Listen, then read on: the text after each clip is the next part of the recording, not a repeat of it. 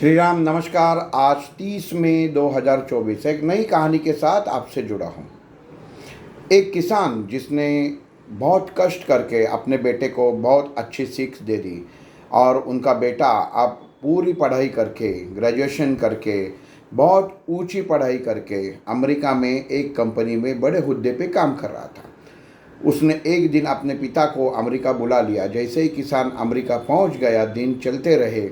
किसान की रोज़ आदत थी कि वो सुबह नहा धो के मंदिर में जाए, लेकिन यहाँ पे उसकी मुश्किल हो गई कि कौन से मंदिर में जाए। इसके लिए वो घर से बेटे को बोला कि मैं ज़रा घूम के आता हूँ, और बाहर निकला और सामने चर्च देखा। चर्च के वहाँ पे अंदर गया और देखा कि वहाँ पे फादर प्रे कर रहे थे। प्रे की शुरुआत होने वाली थी। उसने देखा कि वहाँ पे कोई प्रार्थना होने वाली है, तो वो जाके एक बेंच पे बैठ गया। जैसे ही वो बेंच पे बैठ गया, थोड़ी देर में फादर ने प्रार्थना शुरू की और जो प्रार्थना कहने वाले थे वो सब लोगों ने इकट्ठा प्रार्थना कहना शुरू कर दिया। ताकि किसान को कुछ इंग्लिश की जानकारी नहीं थी, लेकिन उसने ज़िंदगी में ABCD सीखा था। तो वो बोला कि ठीक है चलो, मैं मन में वो बोलने लगा ABCD FGH IJK LNOP। वो फादर जो प्रे कर रहे थे उनका मन विचलित हो गया। उसने हाथ से ही उसको कहा कि आप बात मत करो, बीच में प्रे चालू है, बात मत करो। लेकिन किसान सुनने वाला नहीं था, उसके समझ में नहीं आया क्योंकि देहाती था। वो वापस ABCD FG करने लगा। फिर जो फादर था उसने प्रार्थना बीच में रोक दी और दो लोगों को कहा कि आप इसे बाहर जाके छोड़ के आओ, क्योंकि इसकी वजह से प्रार्थना में रुकावट पैदा हो रही है। जब कोई किसान को बोलने लगा, लेकिन किसान इंग्लिश समझता नहीं था। लेकिन किस्मत से वहाँ पे एक हिंदुस्तानी था जिसने वो किसान को बता दिया कि जो फादर प्रार्थना बता रहे हैं, तो आप जो कह रहे हैं वो प्रार्थना से अलग है। इसके लिए भगवान की प्रार्थना में रुकावट पैदा हो रही है। तो फादर बोल रहे हैं कि आप बाहर जाके खड़े हो जाओ, प्रार्थना में डिस्टर्ब मत करो।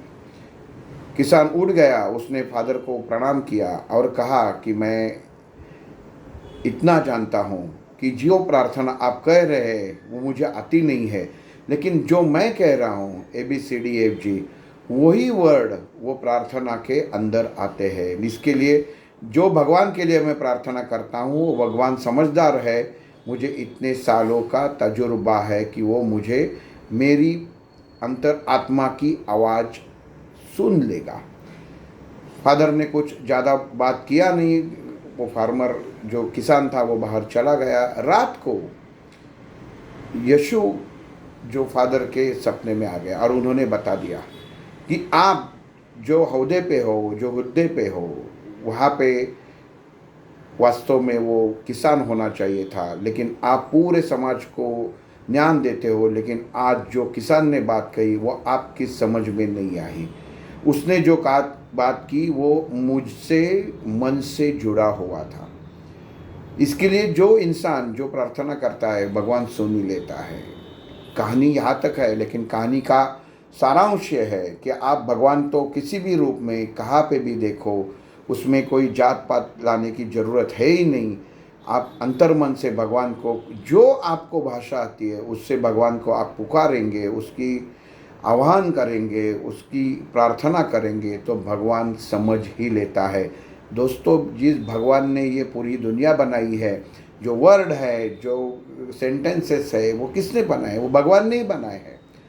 तो वो भगवान अगर ये न समझे तो उसे ना समझ कहते हैं। लेकिन किसान को यकीन था कि मेरी प्रार्थना भगवान जरूर सुन रहा है।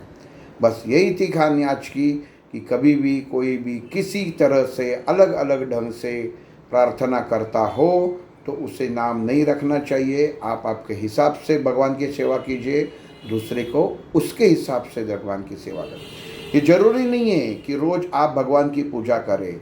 आप अंतर्मन से अगर भगवान को नमस्कार करते हैं, वो एक मानस पूजा ही होती है। दिखावे से अच्छा है भगवान को समर्पित भाव होना जरूरी है। बस यही थी आज की कहानी। आपका सबका दिन शुभ हो। कल एक नई कहानी से मिलेंगे।